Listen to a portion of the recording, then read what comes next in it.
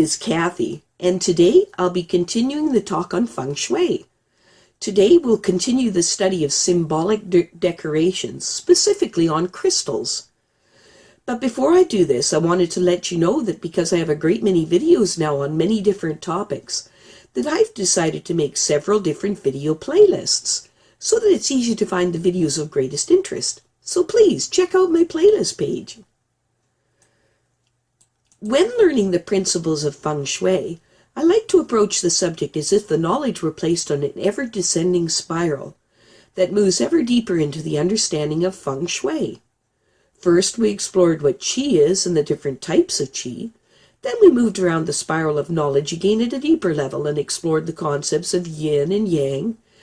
And then we moved on to a discussion of the 5 elements, the 3 cycles, the 9-star system, your lucky stars, the fortune of your door, the study of the Bagua and 2 diagnostic methods, the effects of clutter, difficult door and window placements, and how to handle problems associated with the shape of your home, and how to use color to harmonize the Qi of your home, and how to use lighting and mirrors to harmonize the Qi of your home, and learning about the passageways of your home, and the bedroom, bathroom, living room, family room, study, home office, kitchen, the 1-bedroom and studio apartment, and today we'll move into the study of symbolic decorations and in particular crystals in Feng Shui.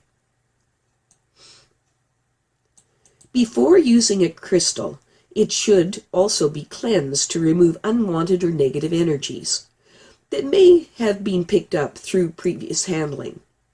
Even if you are strongly attracted to a crystal, you should cleanse it in order to allow the greatest amount of energy to flow between it and you. Cleaning it will allow a clear, pure flow of energy and will help you get the most power from the gemstone as well. Over time, you may feel that a stone has lost its potency. What this means is that the crystal needs to be cleansed. Crystals should be cleaned separately to keep their powers focused on their own energy. If you have had your crystals for a while and they have become dusty, then wash them in warm running water to remove the dust and then set them out on a towel to dry. The first method of cleansing and charging your crystals is with sunlight. This is not recommended for crystals with brilliant colors, as the sunlight will fade the colors. It is best to use, the sun is best to be used for crystals that are clear or white. Be careful here. If you do decide to use the sun to charge your crystals, set them out in sunlight for approximately 4 hours, and that's it. The next method of cleansing your crystals is to use salt. Sea salt is traditionally recommended. However, this should be a personal decision. Sea salt is preferred because it comes from the ocean. Sea salt is imbued with the power of the waves and the cleansing intention of water.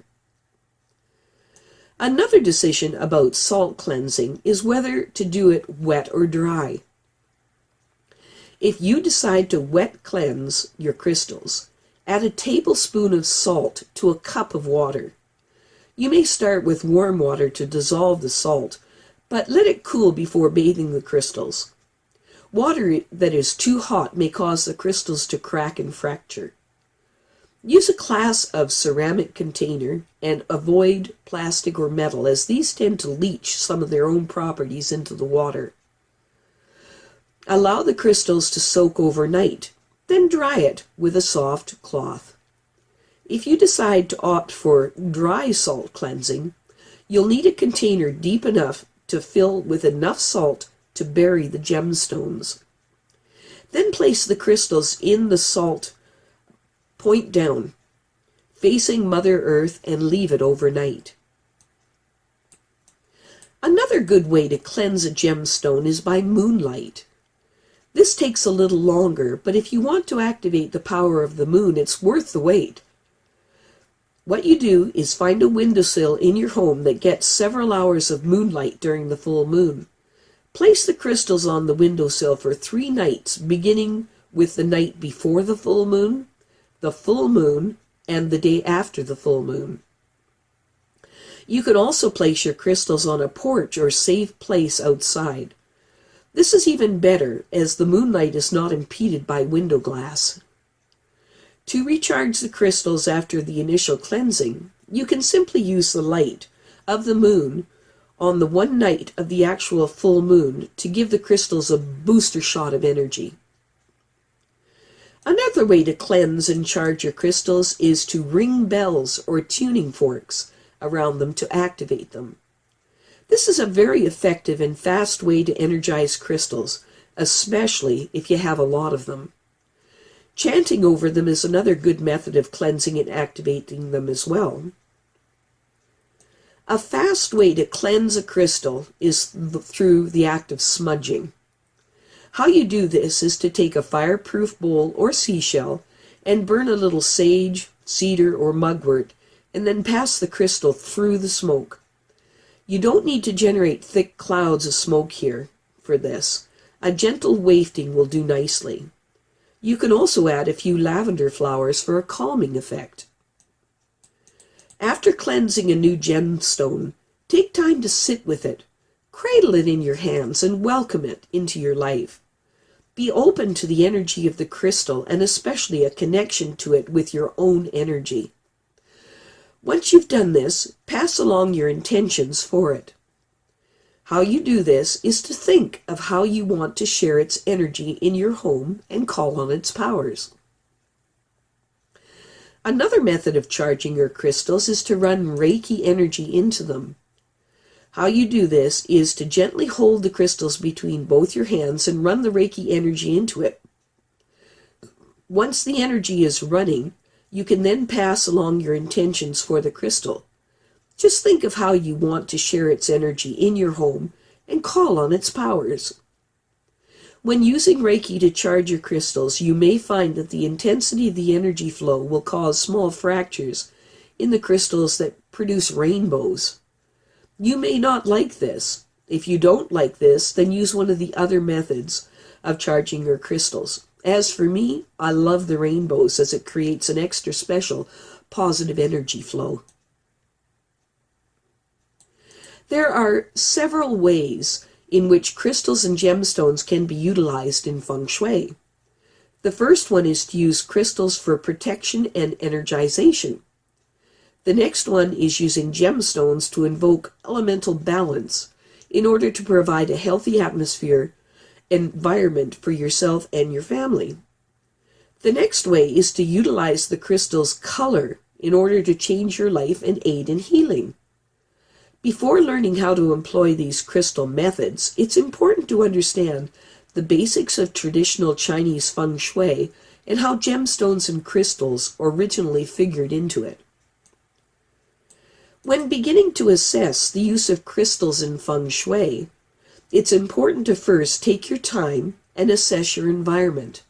This is achieved by, first, becoming aware of your home.